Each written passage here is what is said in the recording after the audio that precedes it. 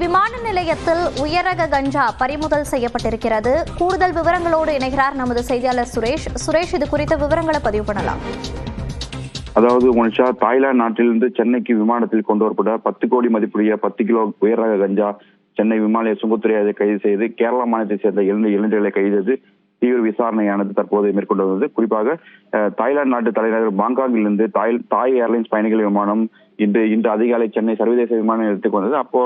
அப்போது விமானத்தில் பயணம் செய்த பயணிகள் அனைவரையும் சுங்கத்துறை அதிகாரிகள் ஒன்றன் பின் ஒன்றாக தீவிரமாக சோதனை செய்து வந்தனர். அப்போது இரண்டு இளைஞர்கள் மீது சந்தேகம் ஏற்பட்டது. அதன் பிறகு அவர்களை உடைமைகளை சோதனை செய்த போது அவர்கள் வைத்திருந்த பெட்டியில் சுமார் 10 கோடி மதிப்புடைய 10 கிலோ உயர்ரக கஞ்சா இருப்பது தெரிய வந்தது. அதன் பிறகு அவர்களிடம் தனி அறையில் வைத்து விசாரணை போது கடந்த சில மாதங்களாகவே இது போன்ற உயரக கஞ்சாவை கடத்தி வந்து சென்னையில் சொல்லக்கூடிய ஒரு நபரிடம் அந்த கஞ்சா கொடுத்து விட்டு அதன் சன்மானமாக வாங்கி செல்வதும் தெரியுது.